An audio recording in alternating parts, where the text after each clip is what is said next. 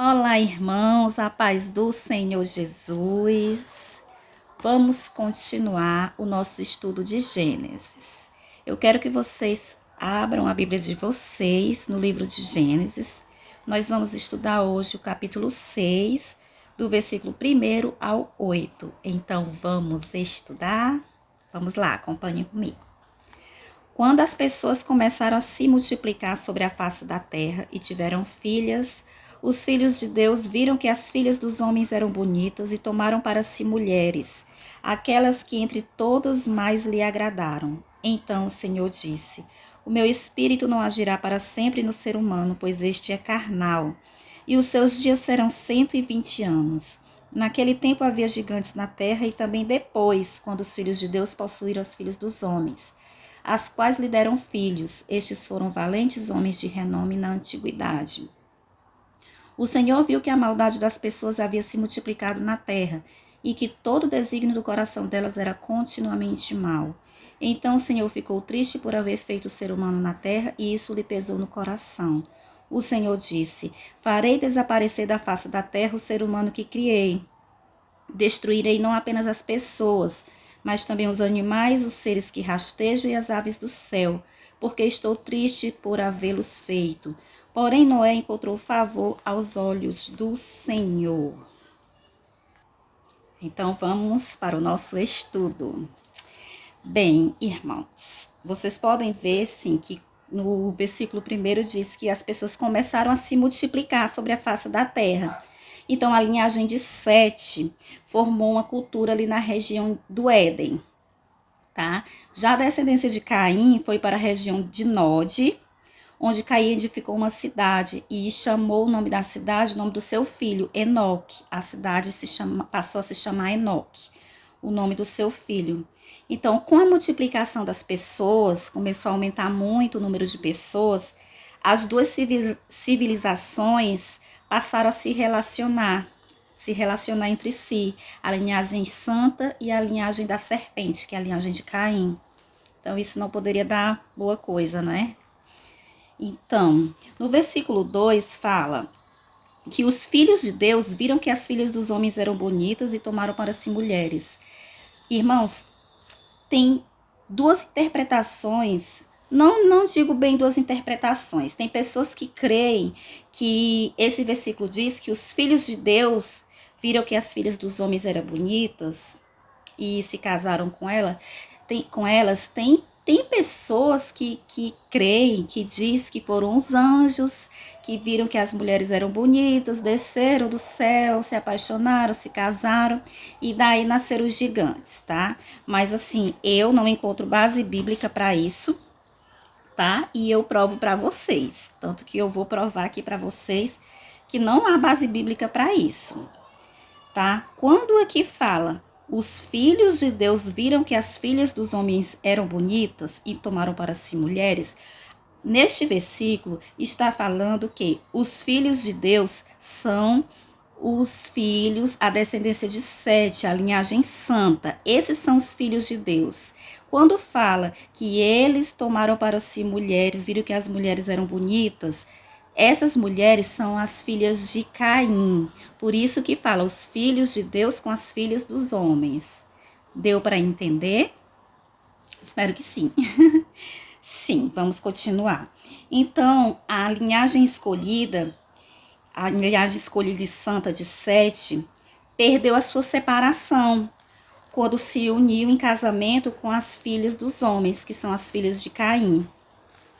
Como eu falei para vocês, são duas abordagens sobre esse versículo, tá?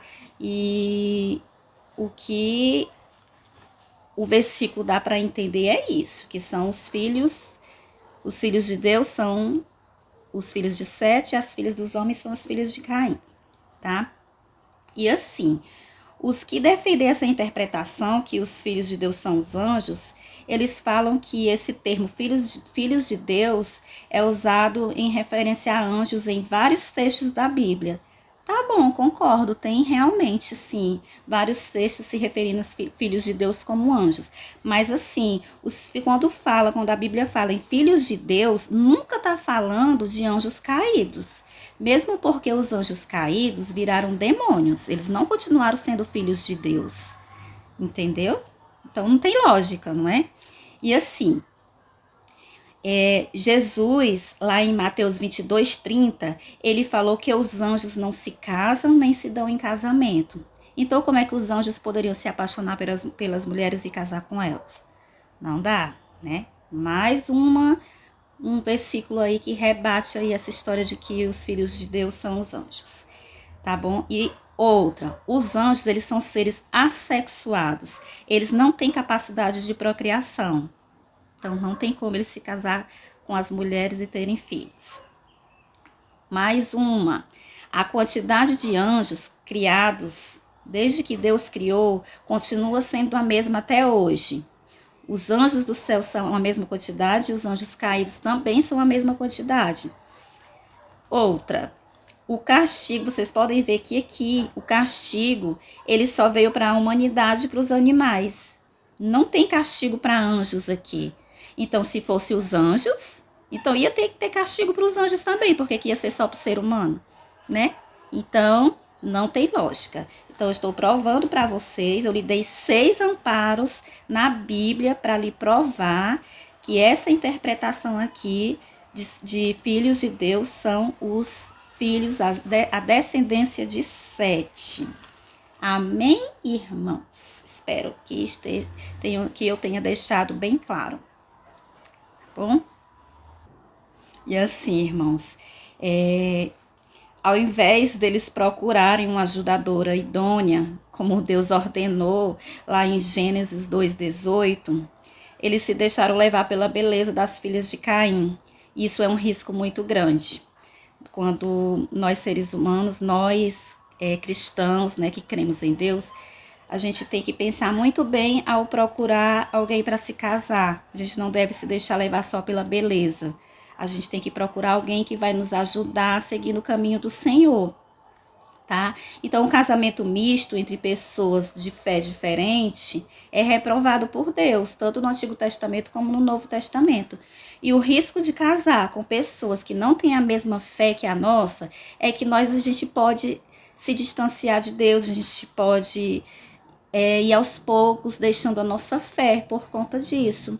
E também um risco maior ainda, os nossos filhos serão criados numa fé diferente da nossa, porque a pessoa que está casando com a gente não vai saber e não vai querer ensinar a mesma fé que a gente.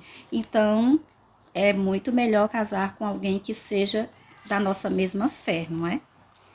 No versículo 3 fala: Então o Senhor disse: O meu espírito não agirá para sempre no ser humano, pois este é carnal, e os seus dias serão 120 anos. Muitos interpretam esse versículo dizendo que a partir daqui, como o povo nessa época vivia 500 anos, 800, 900, viviam muitos anos, Deus diminuiu os anos de vida para 120 anos. Mas não é verdade. Não é verdade, irmãos. Mesmo porque, depois do dilúvio, você pode conferir lá em Gênesis, no versículo 11, do 10 ao 32, toda a descendência de Noé. Tem, assim, muitas pessoas que viveram 300 anos, 400 anos, entendeu? Então, essa interpretação é equivocada, dizer que Deus diminuiu a idade das pessoas para 120 anos. O que quer dizer esse versículo? 120 anos quer dizer, olha aqui, Deus fala: O meu espírito não agirá para sempre no ser humano, pois este é carnal, os seus dias serão 120 anos. Quer dizer que a reação de Deus sobre toda essa corrupção é que Deus iria destruir a terra, e esses 120 anos é um tempo que Deus deu para as pessoas se arrependerem, tá? É um prazo que Deus deu para a humanidade se arrepender, para aí sim vir o juízo de Deus, para você ver como Deus é justo. Ele simplesmente não ficou indignado com o povo, com a humanidade, disse: vou destruir, pá, destruiu. Não, Deus avisou, Deus deu um tempo de 120 anos para as pessoas se arrependerem, e foi nesse intervalo de tempo, nesse período de 120 anos, que Noé construiu a arca, e Noé ficou pregando para essas pessoas alertando a elas que tudo ia ser destruído, que elas poderiam se salvar se elas quisessem. Mas ninguém quis. Mas Deus foi justo, deu esse prazo, mas ninguém quis. No versículo 4 fala, naquele tempo havia gigantes na terra e também depois. Olha só, outra prova que os gigantes não vieram do cruzamento das duas linhagens, não vieram por conta de anjos que tiveram relações com mulheres. Porque aqui diz, ó, naquele tempo havia gigantes. E também depois, quando os filhos de Deus possuíram os filhos dos homens. Tá vendo? Então os gigantes não vieram desse cruzamento de pessoa dos filhos de Deus com as filhas dos homens. Não vieram. Aqui fala naquele tempo e também depois. Tá bom? E assim, vejo que naquele tempo já existiam gigantes, né? Então o texto não afirma que a relação entre os setitas e as caimitas se deu a existência dos gigantes. Isso não afirma. Aqui só está relatando que naquele tempo havia gigantes. Os gigantes, eles eram homens famosos que realizavam grandes conquistas, guerras e batalhas. Todos temiam eles, né? Também pelo tamanho da sua estatura, quem não teria medo. E eles habitaram na terra de Canaã, antes do povo de Israel conquistar a terra. Eles foram derrotados por Josué. No versículo 5 diz: o Senhor viu que a maldade das pessoas havia se multiplicado na terra e que todo o desígnio do coração do homem era mau. Olha, gente, você vê aqui que Deus viu que todo o desígnio do coração do homem era mau. Não existia mais coisa boa no coração do homem. Por isso que Deus ficou triste.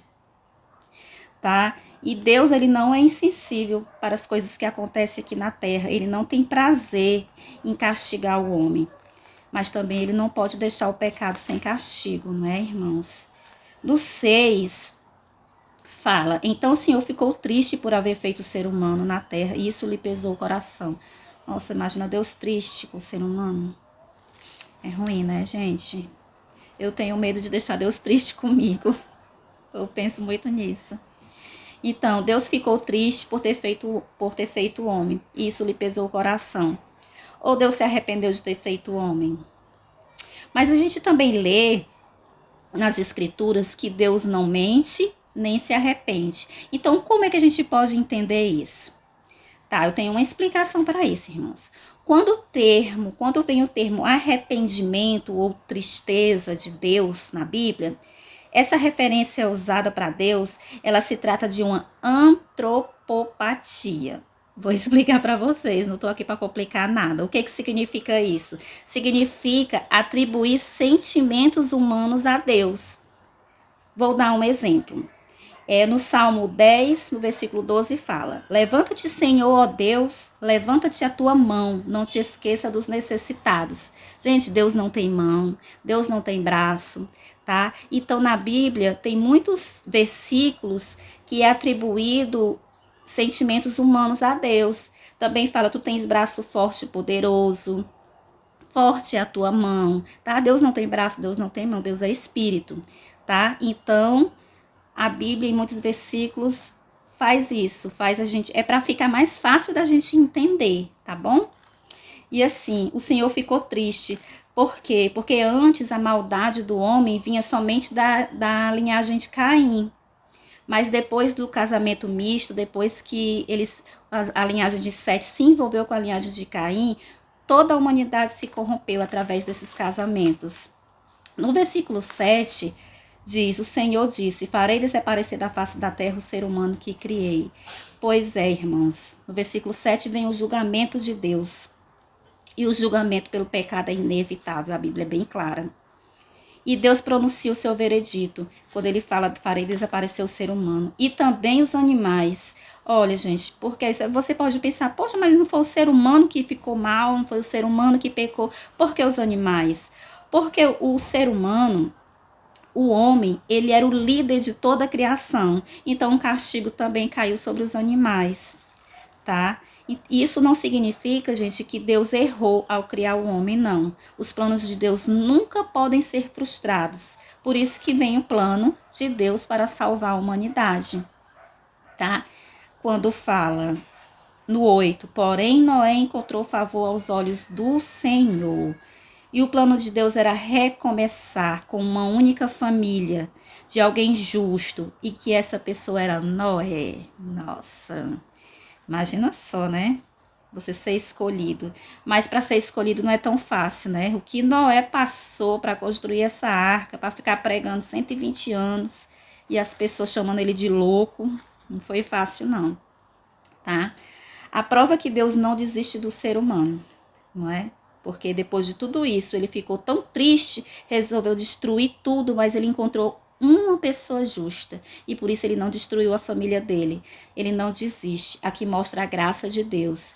Deus é paciente, Deus é misericordioso, mas a sua paciência tem limite, irmãos. Não vamos testar a paciência de Deus, tá bom?